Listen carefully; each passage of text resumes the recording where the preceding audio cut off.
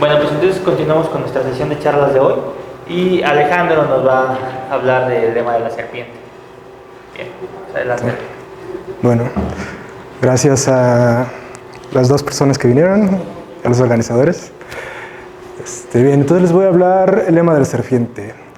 El objeto de esta plática va a ser introducirlos ligeramente a lo que es el álgebra homológica. Vamos a ver las principales herramientas que se ven y vamos a hablar un poquito de categorías. ¿Sí? Y bueno, para los que ya están más centrados en el tema, espero interesarlos un poquito al final con una prueba no tan común del lema de la serpiente. ¿Sí? Bien, entonces, como les decía, les voy a hablar un par de anécdotas del lema de la serpiente. Vamos a hablar un poco de categorías abelianas y les voy a dar un bosquejo en categorías abelianas del lema de la serpiente. Bien. Entonces, primero, ¿qué es el álgebra homológica? La álgebra homológica es un conjunto de técnicas que a un objeto matemático, puede ser topológico, geométrico o algebraico, le asocia un complejo. Un complejo va a ser una sucesión de morfismos entre grupos abelianos, tal que la composición de dos morfismos consecutivos va a dar 0. Dado un complejo, vamos a definir la enésima homología como el cociente del núcleo de uno de los morfismos sobre la imagen del siguiente morfismo. Bien, entonces estos son los grupos que vamos a estudiar, que nos van. Y en caso de que todos sean 0, diremos que el complejo es exacto. Bueno, entonces ya definido eso, puedo entrar a lo que es el lema de la serpiente. Entonces, dado un diagrama conmutativo como este, que sea conmutativo, me refiero a que esta composición es igual a esta, lo mismo en el otro cuadrado, y vamos a pedir además que los renglones sean exactos. Observen cómo pedir exactitud aquí, lo que me dice es que la f es suprayectiva, y pedir exactitud aquí me quiere decir que k es inyectiva. ¿Bien? Bueno, entonces observamos que este diagrama lo podemos completar de esta manera. Es decir, si tomamos los núcleos de los morfismos U, V y W, va a existir una sucesión exacta aquí. Y si nos tomamos los conúcleos de U, V y W acá, vamos a tener también una sucesión exacta abajo. Bien, bueno, pues lo que nos dice el lema de la serpiente es que va a existir un morfismo que va a conectar el núcleo de W con el conúcleo de U, de esta manera. ¿Bien? Bueno, entonces la primera vez que alguien nos menciona el lema de la serpiente, por un momento nos puede dejar sin aliento. Si nos piden probarlo, nos puede dejar perdidos. ¿Bien?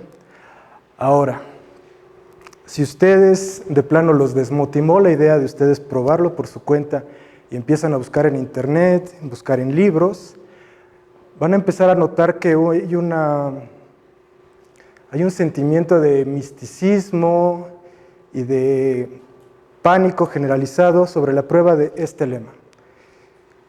Entonces, entre más ustedes se meten en los libros, van a notar que nadie lo quiere probar y van a notar incluso frases que juegan con la mente de uno. Por ejemplo, en el libro de Gelfand de Manning, los autores piden al lector que lo pruebe y textualmente les dicen uno, pruébalo, lee la prueba, asegúrate que está bien y destrúyela antes que alguien más la lea. Ahora, entonces vamos a intentar hacer la prueba y veremos a qué se refieren con eso. Bien, entonces limpiamos un poco nuestro diagrama. Entonces necesitamos hacer un morfismo de aquí a acá. Entonces, si estamos trabajando en grupos abelianos, espacios vectoriales o módulos, podemos tomar un elemento en el núcleo de W. ¿Bien? Ahora, si lo queremos bajar hasta acá, pues lo único que nos queda hacer es llevarlo por medio de esa flecha a Y'. ¿Bien? Ahora, como les decía, ese morfismo que va de X' a Y' es su proyectivo. Entonces podemos tomar una X' que va hacia Y', ¿correcto? Esta X' la podemos bajar y observamos que esta Bx' va a 0. ¿Por qué? Porque tenemos exactitud en el diagrama. Como esto está en el núcleo de W, esto para cada 0, entonces como esto conmuta, tenemos que este va a 0. ¿Correcto? Entonces eso nos quiere decir que está en el núcleo, y ya en el núcleo lo podemos llevar al conúcleo. ¿Sí? Ahora, si ustedes son muy detallistas, me dirán que pues pudimos encontrar esa X', pero eso no tiene por qué estar bien definido. Bueno, no hay problema. Observamos que así hay una XB' que también va a Y', va a estar en el núcleo y entonces está bien definida. ¿Sí? Y eso ya nos da el morfismo que va del núcleo de W al conúcleo de U. ¿Ok? Entonces, como se dan cuenta, no fue tan complicado, no fue tan difícil, y mostrar la exactitud tampoco es muy complicado. Entonces, ¿por qué ese misticismo?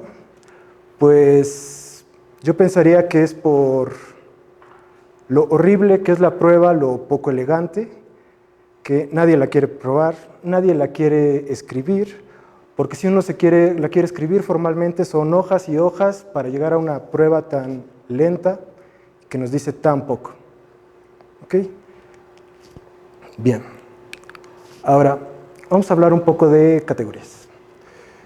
No sé qué tan familiarizados estén, pero una categoría es simplemente una clase de objetos junto con una clase de morfismos o flechas entre los objetos y una operación binaria que va a ser la composición de morfismos. Y van a cumplir lo siguiente. Voy a pedir que los morfismos de un objeto a otro siempre sean un conjunto y la composición va a satisfacer con ser asociativa y que para todo objeto va a existir una identidad. ¿De acuerdo? Bien. Entonces, pues a lo largo de la carrera de matemáticas seguramente han trabajado en categorías, ya sea la categoría de conjuntos. La categoría de conjuntos, pues los objetos son los conjuntos y los morfismos son cualquier función. En espacios vectoriales, los objetos son espacios vectoriales y los morfismos transformaciones lineales. Grupos abelianos, los objetos son grupos abelianos y los morfismos son grupos. Módulos, los objetos son módulos y los morfismos son morfismos de módulos. Y espacios topológicos, los objetos son los espacios y los morfismos son las funciones continuas. ¿Sí? Bien. Ahora, algunos conceptos. Bien. La idea de trabajar con las categorías es que si tenemos una noción que funciona igual en diferentes contextos, entonces pues la idea de la teoría de categorías simplemente llamarlo de una misma manera y trabajar parejo. ¿Sí? Entonces, por ejemplo, un monomorfismo va a ser un morfismo tal que siempre que f de alfa sea igual a f de beta, alfa implique que beta. Entonces, si ustedes lo piensan un momento, que f sea un monomorfismo es parecido a pedir que sea inyectiva.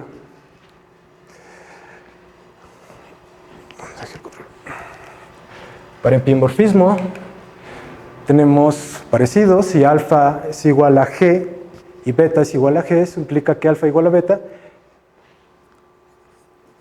Entonces, si ustedes se dan cuenta, eso es parecido a pedir que g sea su proyectiva. ¿Sí?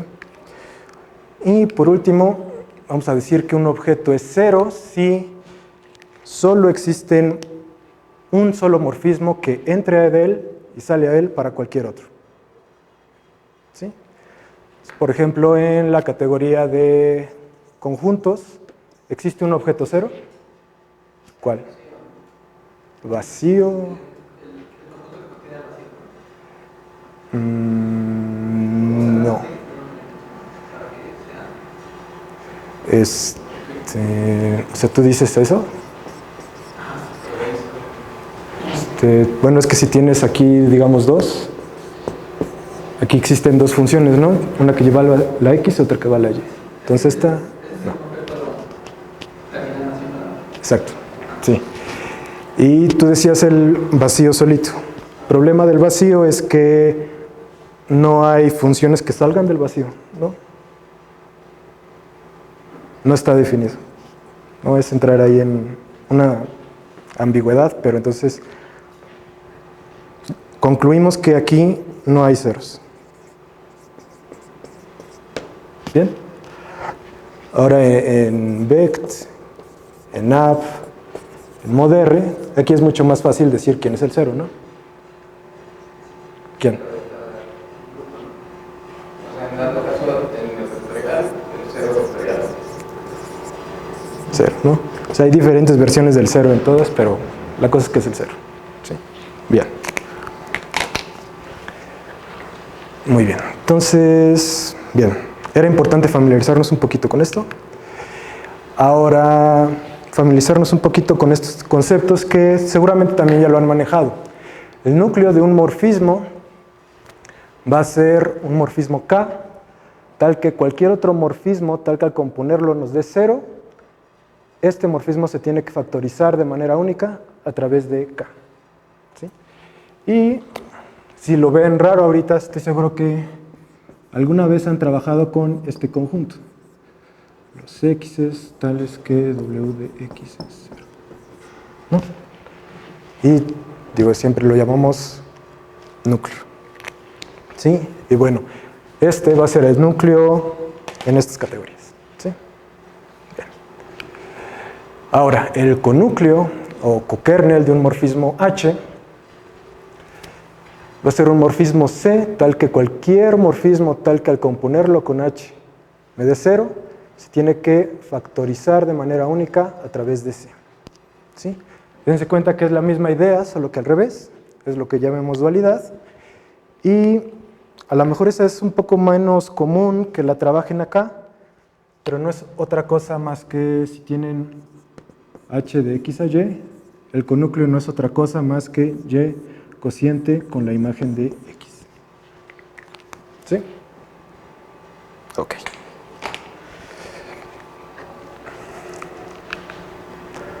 Ahora, ¿qué es una categoría abeliana?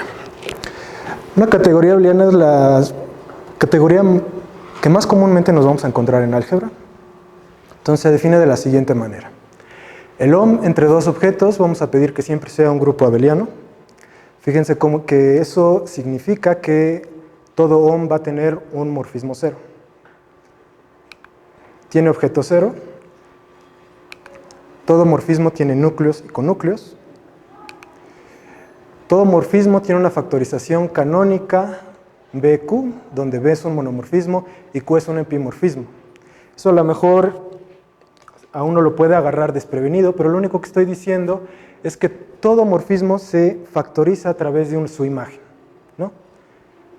Igual y ya con eso encontramos cierta motivación, o sea, todo morfismo lo puedo factorizar a través de su imagen con un epimorfismo y un monomorfismo, ¿sí? Una función suprayectiva y una inyectiva. ¿Cómo? Es como la imagen, o sea, que sería la imagen inversa de un elemento de B. Bueno, sets. O sea, lo que estoy diciendo. O sea, lo que tenemos es esto. A, B. Siempre podemos hacer esto, ¿no? Sí. Esto es suprayectivo y esto es inyectivo. ¿No? Bien.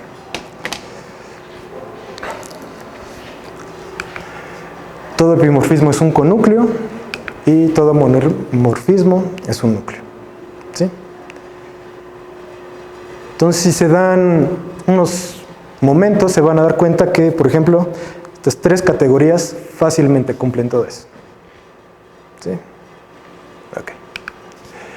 Bien, ahora aprovechando esos conceptos que ya vimos, quisiera darme un momento para hablar de las sucesiones exactas cortas de este estilo. ¿Sí? Observemos que, como les decía antes, F va a ser inyectiva y G va a ser un epimorfismo. Eso sigue sucediendo en categorías abelianas. F va a ser un monomorfismo y G va a ser un epimorfismo. ¿De acuerdo? Y finalmente, quisiera hablar lo que es un pullback y un pushout. Bien. Ahora, supongan ustedes que tienen dos morfismos B y K. Un pushout va a ser una pareja de morfismos N y H que hace conmutar este cuadrado. ¿Sí? tal que si yo tengo otra pareja de morfismos que hacen conmutar, es decir, h' de B es igual a n' de K, entonces va a existir un único morfismo gamma de H a H' que hace conmutar estos triángulos. ¿De acuerdo? ¿Sí? Entonces, quizás esto es un poquito más difícil de motivarlo, pero esencialmente es la idea básica es el ejemplo más simple de un límite y un colímite. ¿De acuerdo? La idea dual es el pullback, ¿sí? Dados una pareja de morfismos con un mismo codominio, el pullback va a ser una pareja de morfismos con el mismo dominio, tal que hace conmutar este diagrama, tal que para cualquier otra pareja que haga conmutar va a existir un único morfismo gamma de H' en H. ¿De acuerdo? Bien. Ahora, en categorías abelianas podemos probar lo siguiente. Supongan que tenemos estas dos sucesiones exactas cortas. Si nosotros decidimos hacer un pullback aquí, obtenemos toda esta información. Es decir, podemos completar a todo ese diagrama conmutativo con columnas y renglones exactos. Bien, entonces fíjense que eso quiere decir, este va a ser el pullback, ¿sí? Lo que quiere decir es que el núcleo de alfa 2 es esto, va a ser el mismo que de beta 1. Y el conúcleo de alfa 1 va a ser el mismo que el conúcleo de beta 2. ¿Sí? Entonces, esta va a ser la herramienta elemental en álgebra homológica. ¿De acuerdo? Y bueno, por dualidad, sabemos que el resultado al revés también es válido. ¿De acuerdo? ¿Sí? Bien. Ahora, regresemos al lema de la serpiente. Entonces, la idea es dar un bosquejo de lo que para una prueba del lema de la serpiente en categorías abelianas. Bien, ahora si antes era aterrador buscar una prueba para el lema de la serpiente en espacios vectoriales, digamos, buscarlo en categorías abelianas puede ser todavía más traumático. Si ustedes empiezan a buscar en internet o donde se les ocurra, la respuesta que van a llegar frecuentemente va a ser que la prueba se sigue por el teorema de Mitchell. Ahora, el teorema de Mitchell es un teorema que realmente nadie sabe exactamente qué hipótesis tiene y nadie sabe exactamente cómo está enunciado. Pero lo que dice esencialmente es que lo que se prueba en módulos se puede probar para cualquier categoría abeliana. Eso muchas personas te lo repiten y puede llegar a confusiones porque no es del todo cierto. Lo que dice esencialmente el teorema de Mitchell es que si ustedes pueden probar algo con construcciones finitas, cuando digo construcciones finitas me refiero a nada de límites y colímites infinitos, entonces ustedes pueden pensar que se puede probar seguramente en categorías abelianas. ¿Ok? Bien. Entonces, quizás ustedes ya con esa respuesta puedan quedar tranquilos. Entonces, el lema de la serpiente se puede usar en cualquier categoría abeliana. De hecho, si ustedes se le quedan viendo el lema de la serpiente, implica fácilmente estos dos.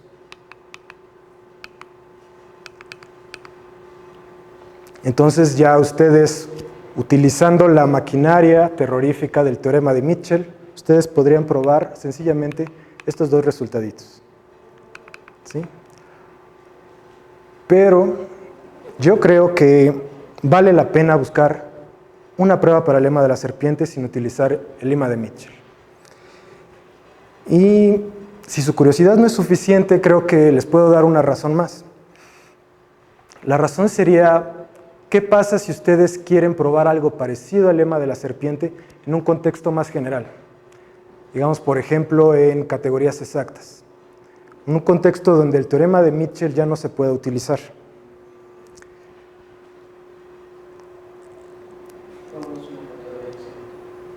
¿Cómo es una categoría exacta? Se lo puedo decir fácilmente, es básicamente hasta aquí. Más o menos algo así.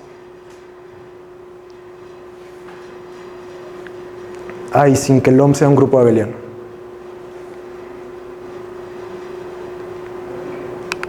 Entonces, hasta ahí realmente se pegarían contra pared. ¿Sí? Entonces, por eso yo creo que vale la pena buscar una prueba más o menos sencilla que a usted, a uno siempre le pueda dar la facilidad de probar otras cosas en contextos mucho más generales. ¿Sí?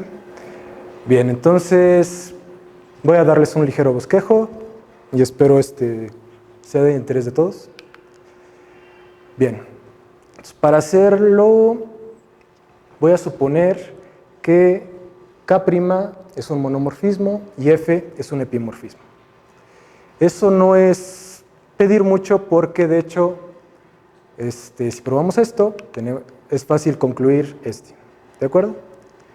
Entonces pido y observamos que es muy fácil observar que si yo tengo esto, también tengo que el primer morfismo va a ser un monomorfismo y el último es un epimorfismo. Ok. Entonces, a ver, hagamos nuestro intento de prueba. Entonces, nosotros queremos primero que nada un morfismo del núcleo de W al conúcleo de U, ¿verdad? Bien, entonces si antes lo que hacíamos era ir jalando objetos, ¿qué podemos hacer ahora? ¿Alguien se le ocurre?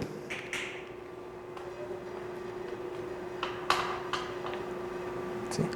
Fíjense que tenemos aquí una pareja de morfismos con el mismo dominio. ¿Qué se les ocurriría hacer?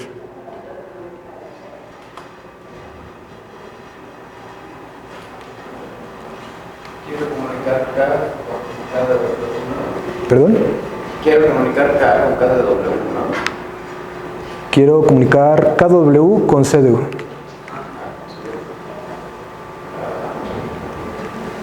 Entonces, bueno, yo les doy la pista. Aquí tienen una pareja de morfismos. Hacemos un pullback, ¿no? Que siempre la ley va a ser, ustedes ven así dos morfismos solitos, huerfanitos, háganle un pullback.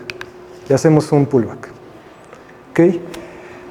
Ahora, ¿qué nos puede servir este pullback? Bueno, pues entonces nos vamos a fijar en este diagrama. Fíjense cómo tenemos esta F de B y esta W de F'. ¿Sí? Este cuadrado conmutativo nos da ¿sí? Y entonces, por la propiedad universal del núcleo, vamos a tener que existe un único morfismo N de H en K, tal que K de N es igual a B de H. ¿Sí? Entonces ya tenemos un morfismo que nos acerca un poco más. Tenemos un morfismo de H en K. ¿Sí? Entonces, ¿cómo será que podemos extender el morfismo del núcleo de W al conúcleo de U?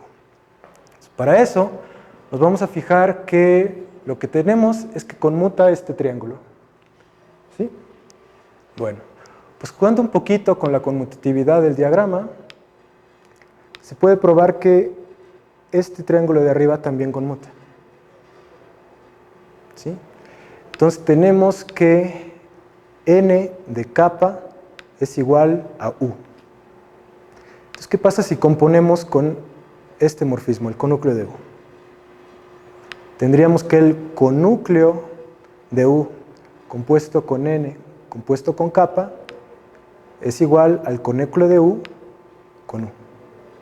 ¿Y eso a qué es igual?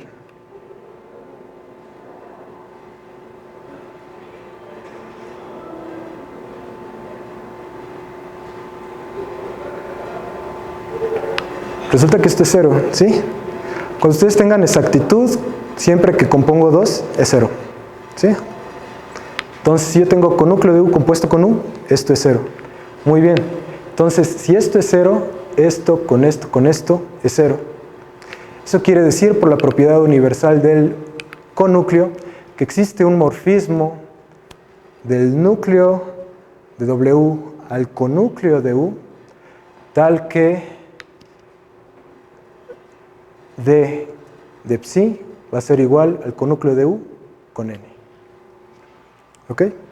Entonces, de esa manera ya obtuvimos este morfismo. No sé si se les pareció esta manera más elegante, más simple, que la persecución de elementos que hicimos al principio. Bien. Bueno.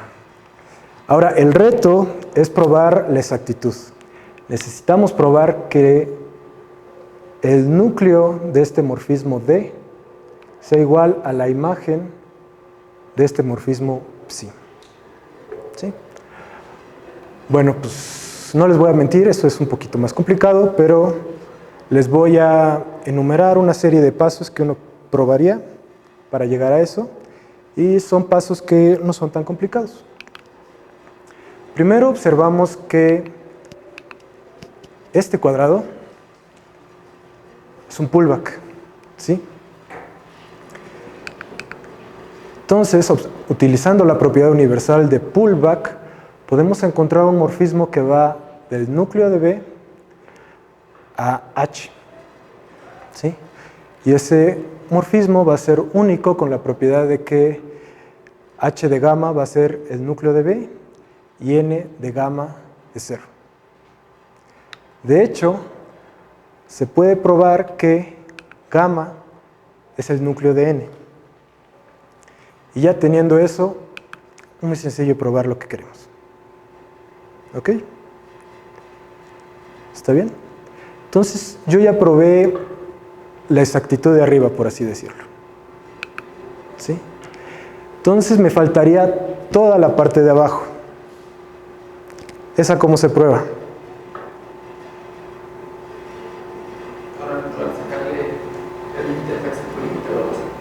Exacto, o sea, podremos hacer toda la construcción, pero para abajo, ¿no?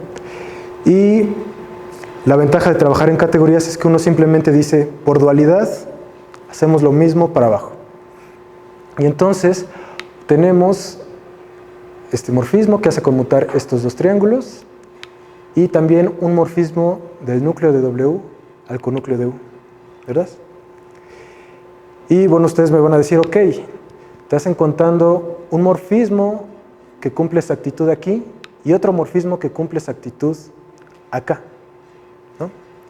Bueno, pues de hecho se puede probar como toda nuestra construcción nos dijo que existía este bajo unicidad y este también existía bajo unicidad.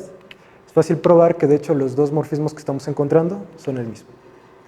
Entonces, eso concluiría nuestra prueba del lema de la serpiente. ¿Ok? No sé si hasta aquí tengan dudas. ¿No? Bueno, pues eso sería todo. Muchas gracias.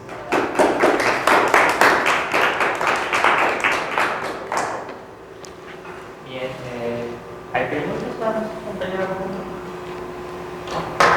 O bueno, en el primer paso de la prueba vamos para sacar, digamos, un pullback, creo que fue, necesitas que F sea, o sea, utilizamos que F era inyectiva, ¿no? Bueno, que era morfismo, ¿no? O no es necesario. ¿Qué es epimorfismo? No, realmente no. Sí, no. Sí, igual se puede hacer. Sí.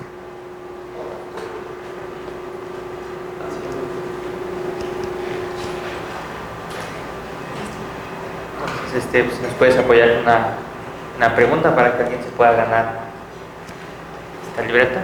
¿La libreta?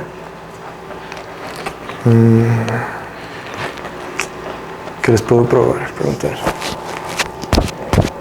¿Ustedes como a qué nivel están? ¿Eh? Tercero de física. Tercero de física, ¿y tú? Yo, quinto de actualidad. Quinto de actualidad, va. Llevé conjuntos con Turcio, entonces pues sí, categoría. Ok.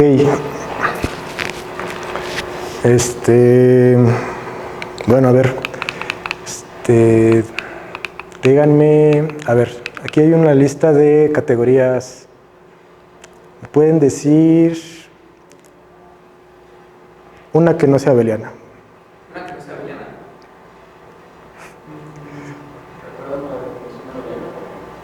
A ver, aquí está.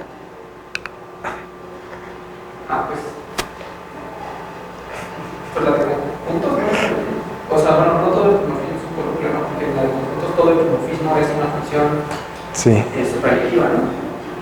Pero no sé. ¿Cómo? O sea, tiene que, para ser abeliana, tiene que todo el dimorfismo tiene que ser un conjunto y que todo el dimorfismo es un pleno. Ajá. Y en la de conjuntos, pues yo sé que todo el dimorfismo es una función superlativa y todo el dimorfismo es una función inyectiva, pero no sé si eso sea evidente que esté en un conjunto. Creo que sí, ¿verdad? Está cerca, o sea, Ya lo pinté en el pizarrón. sí, o sea, el punto es que para tener conúcleos y núcleos necesitas que haya cero. Pues entonces la de conjuntos no, porque no es cero. Sí.